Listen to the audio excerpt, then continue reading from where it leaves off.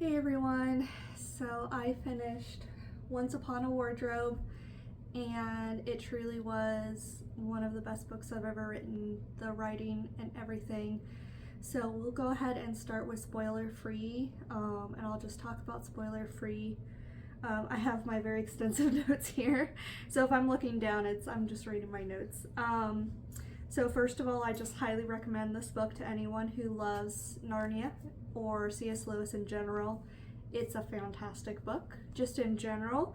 It's about a girl who goes to Oxford and gets the chance to chat with C.S. Lewis. I'll go into more details in the spoiler section, but I don't really want to give too much away. So just a couple of things I loved.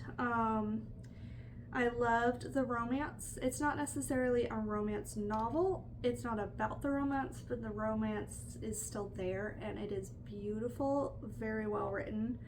I'm not really sure what genre it would be classified as. It is fiction, I believe. Maybe you could call it historical fiction. I'm not really sure. The stories that C.S. Lewis tells are true, or his true stories, but I don't think like this main character exists.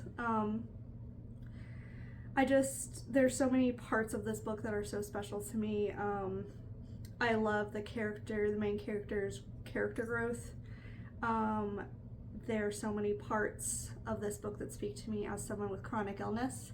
Though I'm not terminally ill, like one of the characters, still his parts just speak so deeply to me as someone who spends a lot of time in bed, and just how that affects you as a person and who you are when you just spend time at home quietly.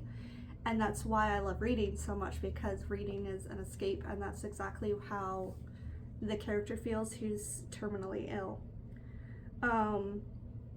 And just like on that note, the only negative I could say is if you tend to be a person who doesn't like sad stories, I mean, it does have a character who's terminally ill, so you do need to go into that knowing that.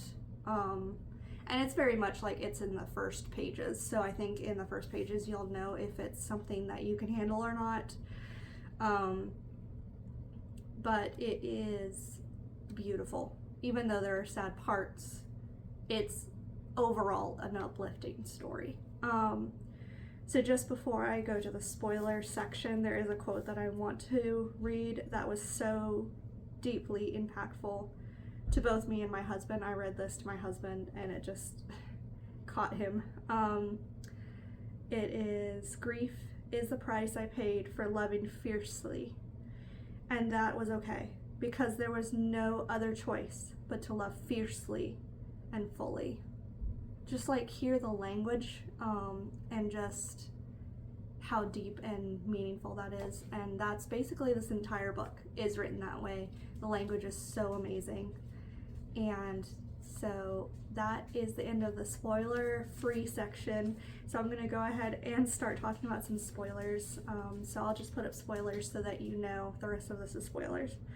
The main character, Megs, is, like I already mentioned, her journey is amazing. She is a mathematics student in Oxford, so of course I identified with her because I also studied mathematics, obviously not at Oxford.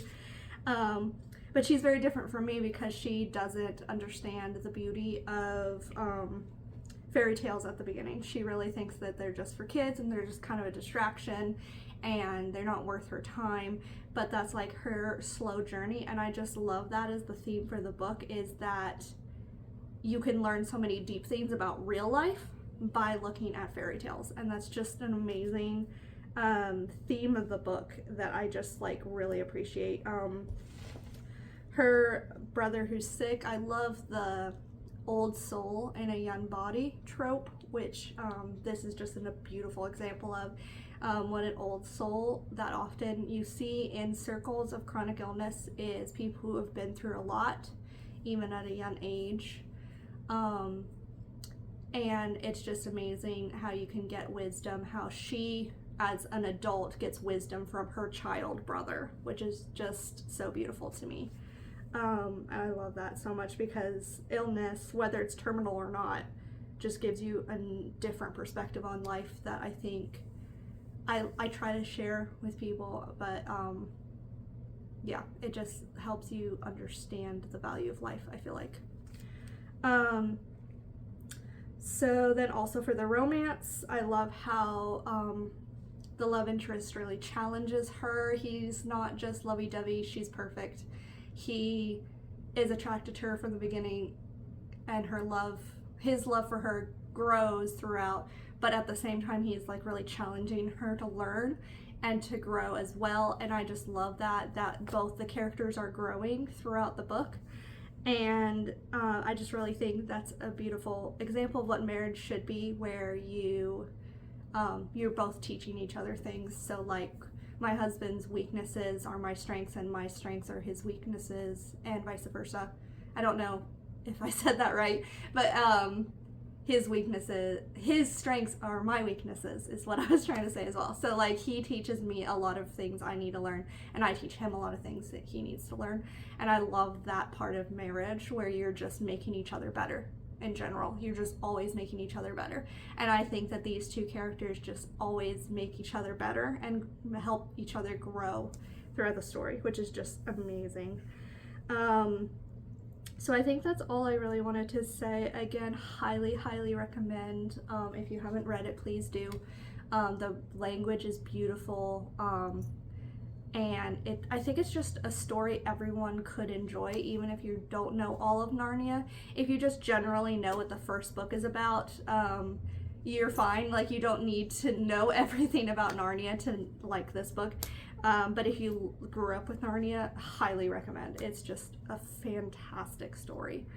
So yeah, thank you so much for listening, and it was wonderful to go through this journey with you. Check out my vlogs of going through this. I do a lot of diving into the language and the characters and that sort of thing. So yeah, thank you so much, and I will see you next time. Bye.